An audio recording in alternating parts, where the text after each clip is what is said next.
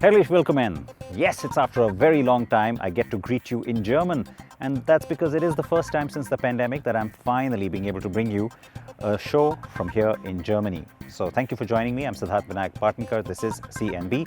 We will have a bit of a German theme on the show today because we've got the new facelifted Audi Q5 that's just arrived in India. That's coming up on the show. Another Audi here with me right now. This is the e-tron Sportback. Yes, all electric. But you've seen the e-tron before, so I'm not going to jump into this just yet. Instead, let's do something a little bit more exclusive. It is Diwali week, so also wishing all of our viewers a very happy Diwali. And when it's Diwali, you have to have a firecracker. So the exclusive comes from my World Car Awards colleague, Thomas Geiger. This is a look at a concept car. Yes, he got to drive a concept car, that's unusual. I'm talking about the VW ID.Life Concept that was just shown at the Munich Motor Show just a few weeks ago. He's got his hands on it. Here is an India exclusive.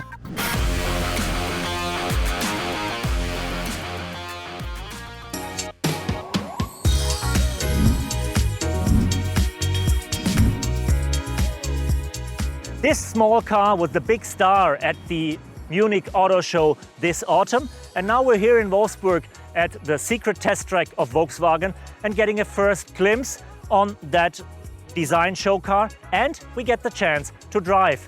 It's still a concept, it will still take 4 years until the car hits the market, but at least it gives us an idea how Volkswagen is expanding its ID model line towards the accessibility, towards the lower segment and towards a price target of 20,000 euros.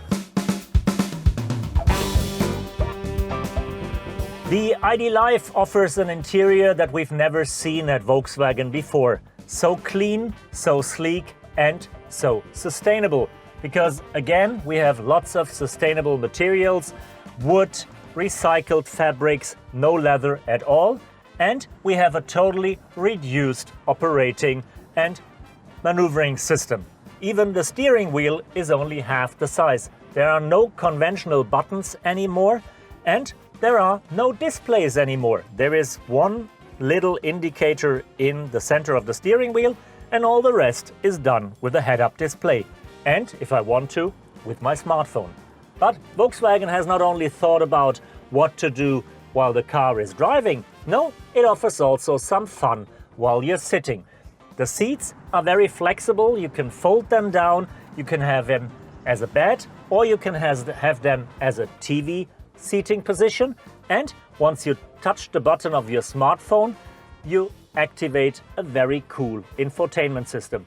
No fancy displays, no expensive speakers, but the first in-car built beamer with a big screen. So Hollywood is coming into your compact car in just 14 seconds.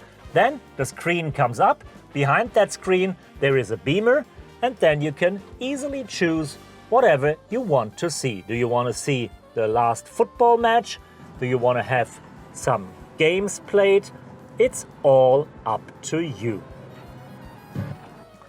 And once you're done with all that, you just go back, close the screen, cinema time is over, and we're back to driving. The design of the exterior is a bit overdone, and the interior is either very puristic or very futuristic. Depends on your point of view. But no matter what, it is far away from any serial production. The only thing that is pretty close to the actual car that will come in 4 years is the technology underneath that beautiful and cool looking skin. Because the ID.Life and the upcoming ID.1 or ID.2 will also base on the MEB architecture, just in a stripped down way. That means Volkswagen has for the first time moved the motor from the back to the front to save some weight and some costs for the wiring and the cooling, for example. The motor itself is still pretty strong for such a small car. It has 172 kilowatts, equals to 234 PS, and that's way more than we, for example, know from a Polo GTI.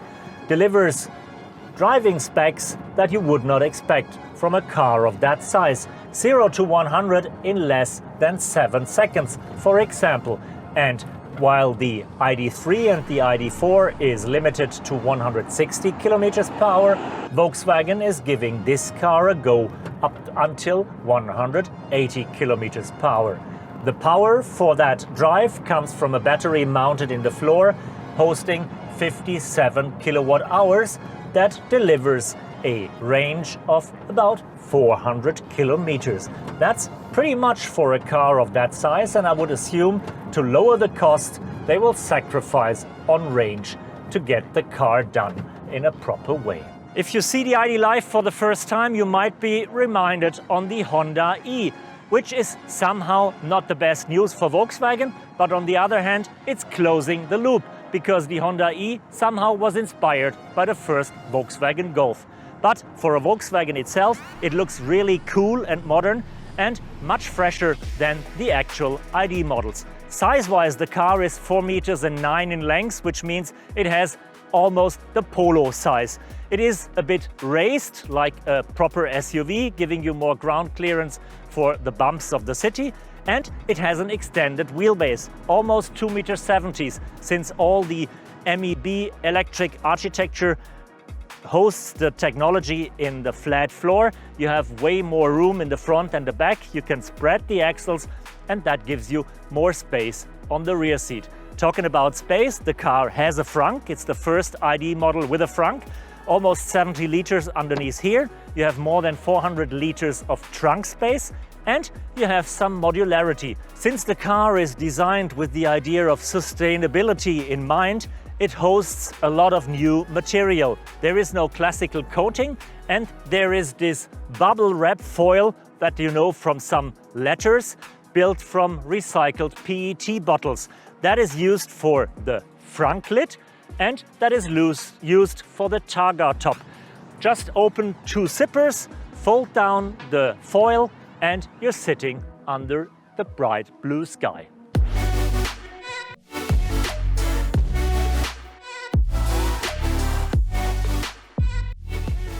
Thanks for joining me on that first drive with the new Volkswagen ID.Life. That will be the ID.1 or the ID.2 when it hits the market in about 4 years.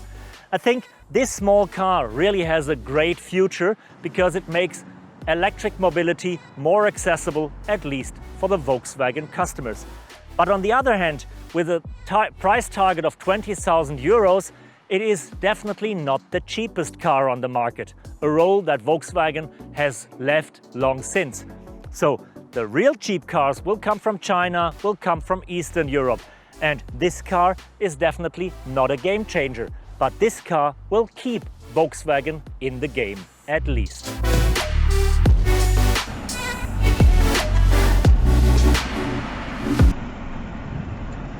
A concept car on the show is unusual, especially when it's moving. Yes, and there's lots and lots there you can pick up from, because the interesting part of that story for us, the first EV from Volkswagen, likely to be the car that's based on that concept. I'm talking, of course, the first EV coming to India. With that, let's take a short break. We've got the new Q5 on the other side. Keep watching.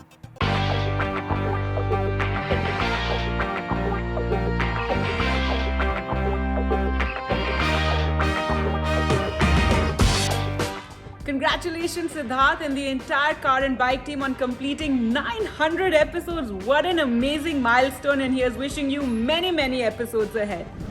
Siddharth Vinayak Patankar is quite simply the best auto journalist in India.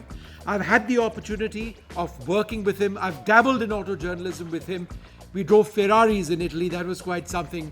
But over the years, he has come to define the Car and Bike show.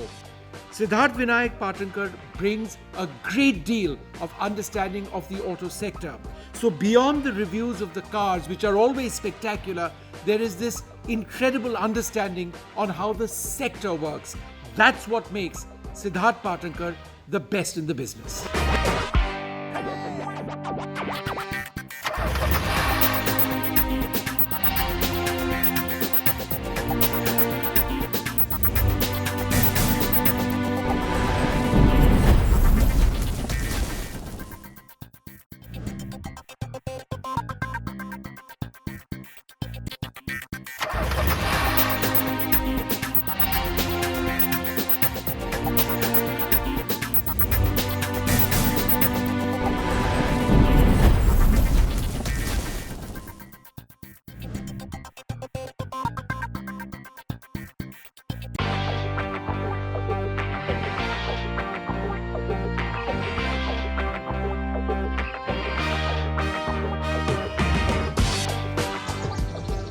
I'm really happy to learn that Car and Bike Show has completed 900 episodes.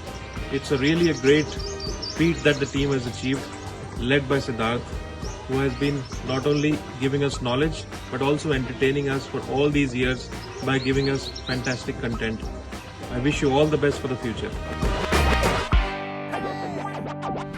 Welcome back. As you know, I am here in Germany this week, and there's lots of reasons that bring me here. One of them is to get a chance to drive this car. Now, yes, we've featured the e-tron for you before on the program, but this one is the Sportback 55 Quattro, and it's given me a chance to sort of live with the car and spend some days driving it around. In fact, I have about 450 to almost 500 kilometers already done with it. I think I'll have another 150 odd that I will do. Chance to also charge it and really understand how the EV lifestyle works. So it's been a good experience. But while I have been here busy doing all of this, Shams has been driving the new Q5. It's the facelift, one that we've been awaiting because there's lots of little technology bits that have come in with the new car besides a little bit of an update on the styling. Let's find out everything about the car with him now.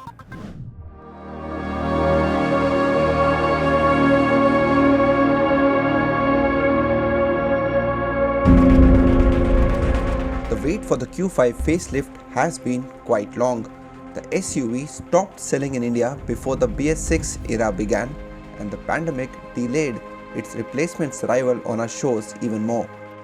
The year 2021 has seen a strong resurgence from the German brand when it comes to launches across all segments, barring the Q series. This facelift makes up for that gap. The Q5 is being assembled at the Skoda Auto Volkswagen India Private Limited plant in Aurangabad, Maharashtra, and is being offered in two trims, Premium Plus and Technology.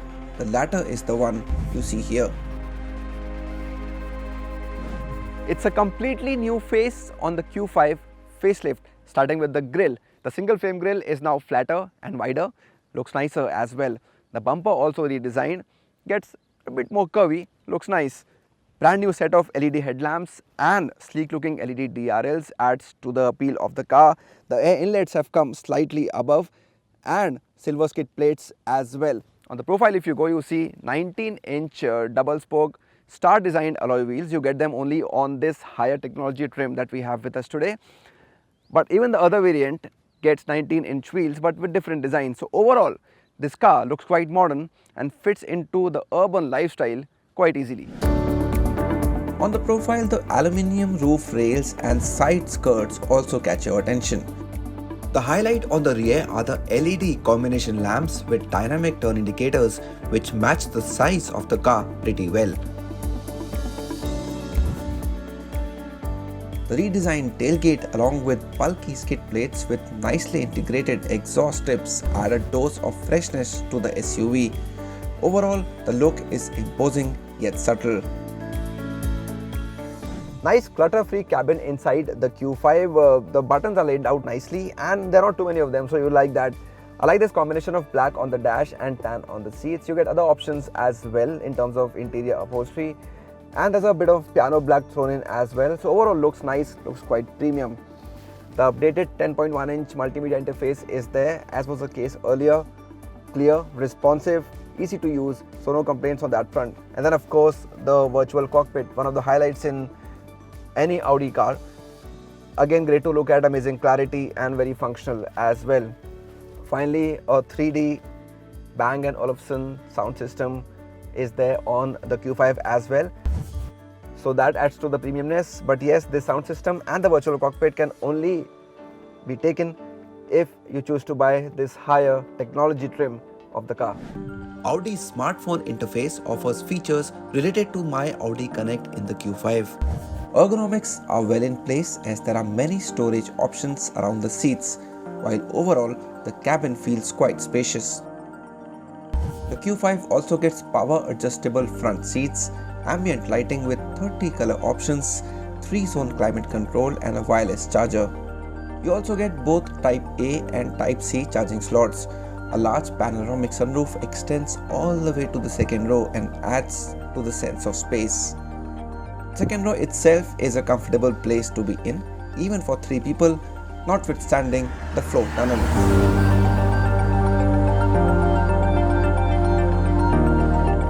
By now we know that Audi is moving towards petrol and electric cars globally, which has also meant that the India portfolio is now devoid of any diesel options. The Q5 gets a familiar mill, one that does duty on many cars in the huge VW family. The 2-liter petrol engine makes around 247 brake horsepower, but even more impressive is the peak torque figure of 370 Newton meters. This kicks in rather early at 1600 RPM and stays with you all the way till 4300 RPM, which means there's no perceptible lag when you're driving this engine. The setup is rather responsive and the engine is refined as well, so that'll make you happy. 0 to 100 kilometers per hour in 6.3 seconds. That's rather impressive looking at the car of this shape and size, and what will bring a bigger smile on your face in the times of really high petrol prices is the fuel efficiency figure, because Audi is claiming a healthy 17 kilometers per liter. This is partly because of the 12-volt mild hybrid setup the car comes with. The 7-speed S-tronic dual-clutch gearbox keeps things engaging, while the sport mode and paddle shifts provide the extra enthusiasm in case you're looking for that. According to Audi, the car reaches a top speed of 237 km per hour, and then you also get, as standard, the Quattro all-wheel drive system for the road less taken, or even for roads that haven't been fixed for a long time. All the driving modes come to your aid when it comes to taking on different driving situations, different terrains. The engine response changes, the steering response changes. It's very easy to maneuver this car in tight situations, so going through traffic will not be difficult at all in the Q5. It's a very easy car to handle and drive, and you can spend long hours driving this car without getting tired. You can choose between comfort, dynamic, off-road, individual and auto modes, and each one ensures that the character of the SUV changes somewhat. Another feature worth talking about on the Q5 is suspension with damping control, which ensures a smooth ride for all the occupants. Two things work really well on the Q5 when it comes to ride and handling. First, the shape and size of this car, despite being an SUV. It's not really tall and it's wide as well. So those things help in better dynamics. So you can throw this car around corners with a lot of confidence and it will play along really well. And then there's the adaptive air suspension. We've had our share of bad roads, or rather really bad roads today on this drive, and this feature actually works like magic. It helps the car glide over the bad surfaces. Almost nothing is felt inside the cabin. If you're investing in the car like the Q5, it makes all the sense to go in for this higher technology trim, because this is the only one which gets this feature. The Q5 comes with as many as 8 airbags, including rear side airbags. It also gets the park assist feature for easy parking. Historically, almost half of Audi's total sales in India have come only from the Q range, so the Q5 is a hugely significant product when it comes to Audi regaining its lost ground in India. With all the changes, the car has the potential to do exactly that. But standing in the way are the likes of Mercedes-Benz GLC, BMW X3 and the Discovery Sport. But we'll have to see if Audi prices the Q5 competitively when it launches the car next month. We feel a price between 55 and 60 lakh rupees will really set up the heat in the segment.